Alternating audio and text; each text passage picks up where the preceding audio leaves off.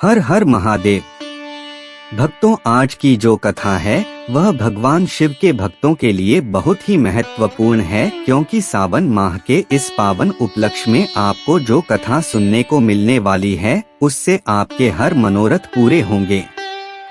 शास्त्रों में कहा जाता है कि जो भी मनुष्य चाहे, वह पुरुष हो या औरत, भगवान शिव की इस कथा से उसके सब कष्ट दूर हो जाते हैं।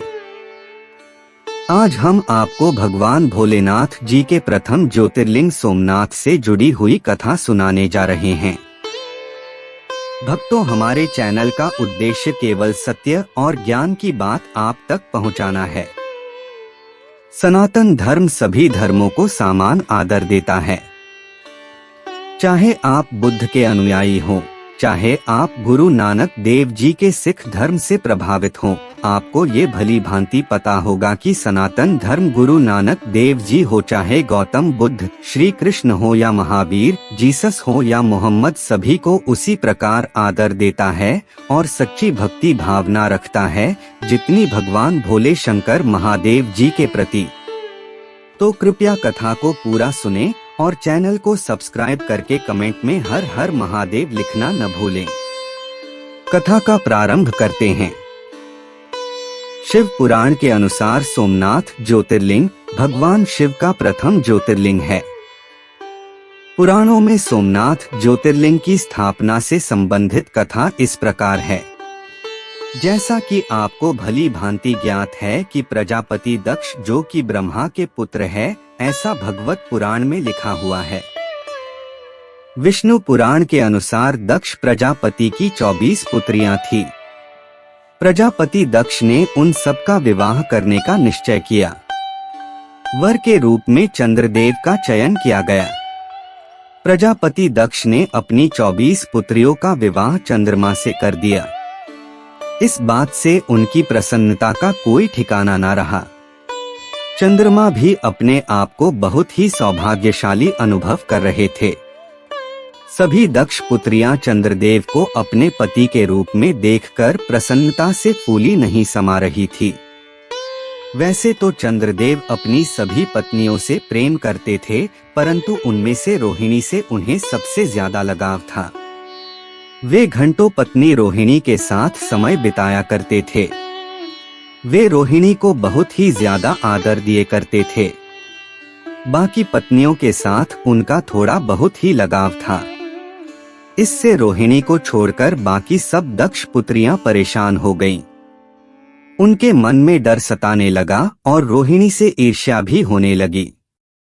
सभी बहनों ने मिलकर विचार विमर्श किया कि इस समस्या का समाधान कैसे किया जाए। उनमें से एक राजकुमारी ने कहा कि हमें इस विषय में किसी की सहायता लेनी चाहिए। तभी उन्होंने निश्चय किया कि हमें ये सब अपने पिताश्री दक्ष को बता देना चाहिए। उसी समय वे सब इकट्ठी होकर अपने पिता दक्ष प्रजापति के महल में पहुंच गईं और अपनी समस्या दक्ष प्रजापति को बताई। प्रजापति दक्ष के क्रोध से तो सभी लोग भली भांति अवगत हैं। अपनी राजदुलरियों की ये कष्ट भरी समस्या सुनकर दक्ष भी बहुत दुखी हो जाते हैं। उन्होंने राजकुमारियों से कहा कि वे चिंता न करें, वे खुद जाकर चंद्रमा से बात करेंगे। ये सुनकर सभी राजकुमारियां शांत हो गईं। प्रजापति दक्ष चंद्रमा के पास गए और उन्हें यह सारी घटना बताई। उन्होंने कहा कि हे चंद्रदेव, आपका यह व्यवहार अनुचित है। आपने इतने पवित्र कुल में जन्म लिया है, तब भी अपनी धार्मिक पत्नियों के साथ दुर्व्यवहार करते हो। आपको जरा सी भी लज्जा नहीं आती। सभी पत्नियों के लिए आपका व्यवहार अलग क्यों है? तुम किसी को तो बहुत ज्यादा प्यार करते हो और किसी को बिल्कुल कम। आखिर ऐसा क्यों करते हो? हम आशा करते हैं कि पिछली सब गलतियों को भूलकर आप अब से अपनी सभी पत्नियों से एक जैसा प्यार करोगे, क्योंकि जो भी मनुष्य हो या देवता अगर अपने परिवार के लोगों के साथ सही व्यवहार नहीं करता, उसे नर्क भोगना पड़ता है। इस प्रकार प्रजापति दक्ष ने अपने दामाद चंद्रमा को प्रेम पूर्वक समझाया और चंद्रमा में सुधार हो जाएगा ऐसा सोच प्रजापति दक्ष वापस लौट आए। इतना समझाने पर भी चंद्रमा ने अपने ससुर प्रजापति दक्ष की बात नहीं मानी। रोहिणी के प्रति अतिशय आसक्ति के कारण उन्होंने अपने कर्तव्य की अवहेलना की तथा अपनी अन्य पत्नियों का कुछ भी ख्याल नहीं रखा और उन सभी से उदासीन रहे। दोबारा समाचार प्राप्त कर प्रजापति दक्ष बड़े दुखी हुए। वे पुनः चंद्रमा के पास आकर उन्हें उत्तम नीति के द्वारा समझाने लगे। दक्ष प्रजापति ने चंद्रमा से न्यायोचित बर्ताव करने की प्रार्थना की। बार बार आग्रह करने पर भी चंद्रमा ने अवहेलना पूर्वक जब दक्ष की बात नहीं मानी, तब उन्होंने चंद्रमा को श्राप दे दिया। दक्ष ने कहा कि मेरे आग्रह करने पर भी तुमने मेरी अवज्ञा की है, इसलिए मैं तुम्हें श्राप देता हूँ, तुम्हें क्षय रोग हो जाए। प्रजापति दक्ष द्वारा श्राप देने के साथ ही क्षण भर में चंद्रमा क्षय रोग से ग्रसित हो गए। उनके क्षीण होते ही सर्वत्र हाहाकार मच गया। सभी देवगण तथा ऋषिगण भी चिंतित हो गए। परेशान चंद्रमा ने अपनी अस्वस्थता तथा उसके कारणों की सूचना इंद्र आदि देवताओं तथा ऋषियों को दी। उसके बाद उनकी सहायता के लिए इंद्र आदि देवता तथा वशिष्ठ आदि ऋषिगण ब्रह्मा जी की शरण में गए। ब्रह्मा जी ने उनसे कहा कि जो घटना हो गई है उसे तो भुगतना ही है, क्योंकि दक्ष के निश्चय को बदला नहीं जा सकता। यह सुनकर सभी लोग सोच में पड़ गए कि अब इस सृष्टि का क्या होगा। सृष्टि का तो संतुलन ही बिगड़ जाएगा। उन्होंने ब्रह्मा जी से आग्रह किया कि जल्दी से कुछ उपाय करें, नहीं तो अनर्थ हो जाएगा। उन सब के इतने आग्रह से ब्रह्मा जी ने भगवान भोलेनाथ जी का ध्यान किया। उसके बाद ब्रह्मा जी ने उन देवताओं को एक उत्तम उपाय बताया। ब्रह्मा जी कहते हैं कि चंद्रमा देवताओं के साथ कल्याणकारक शुभ प्रभास क्षेत्र में चले जाएं। वहां पर विधिपूर्वक शुभ मृत्युंजय मंत्र का अनुष्ठान करते हुए श्रद्धापूर्वक देवों के देव भगवान शिव की आराधना करें। अपने सामने शिवलिंग की स्थापना करके प्रतिदिन घोर तपस्या करें। चंद्रदेव की आराधना और तपस्या से जब भगवान भोलेनाथ प्रसन्न हो जाएंगे तो वे इन्हें क्षय रोग से मुक्त कर देंगे। पितामह ब्रह्मा जी की आज्ञा को स्वीकार कर देवताओं और ऋषियों के संरक्षण में चंद्रमा देवमंडल सहित प्रभास क्षेत्र में पहुंच गए। वहां चंद्रदेव ने भगवान भोलेनाथ जी की अर्चना वंदना और अनुष्ठान प्रारंभ किया। वे मृत्युंजय मंत्र का जप तथा भगवान शिव की उपासना में लीन हो गए। ब्रह्मा जी की आज्ञा के अनुसार चंद्रमा ने 6 महीने तक निरंतर तपस्या की और वृषभ ध्वज का पूजन किया। 10 करोड़ मृत्युंजय मंत्र का जप तथा ध्यान करते हुए चंद्रमा स्थिरचित्त से वहां निरंतर खड़े रहे। उनकी तपस्या से भक्त वत्सल भगवान शंकर प्रसन्न हो गए। उन्होंने चंद्रमा से कहा, चंद्रदेव, तुम्हारा कल्याण हो। तुम जिसके लिए यह कठोर तप कर रहे हो, अपनी उस अभिलाषा को बताओ। मैं तुम्हारी इच्छा के अनुसार तुम्हें उत्तम वर प्रदान करूंगा।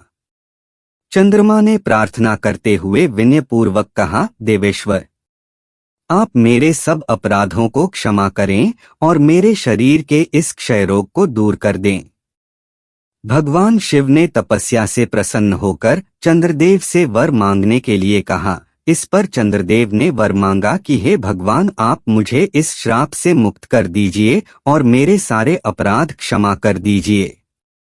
इस श्राप को पूरी तरह से समाप्त करना भगवान शिव के लिए भी संभव नहीं था। मध्य का मार्ग निकाला गया।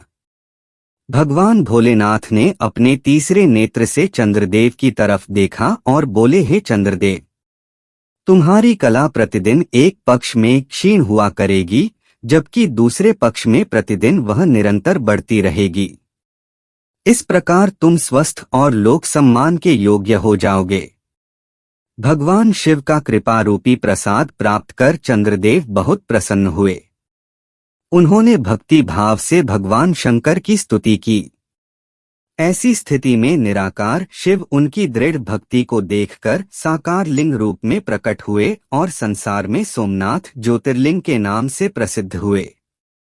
भक्तों, आपको बता दें कि भगवान भोलेनाथ जी के इस धरती पर कुल 12 ज्योतिर्लिंग हैं, जिनमें से आज हमने भगवान भोलेनाथ जी के पहले ज्योतिर्लिंग की कथा सुनी। ऐसे ही बाकी ज्योतिर्लिंगों के पक्ष में भी बहुत ही सुंदर और रोचक कथाएं हैं, जो कि हम आने वाले वीडियोस में सुनेंगे और जानेंगे कि भगवान भोलेनाथ के ये सभी ज्योतिर्लिंग कहां से उत्पन्न होते हैं।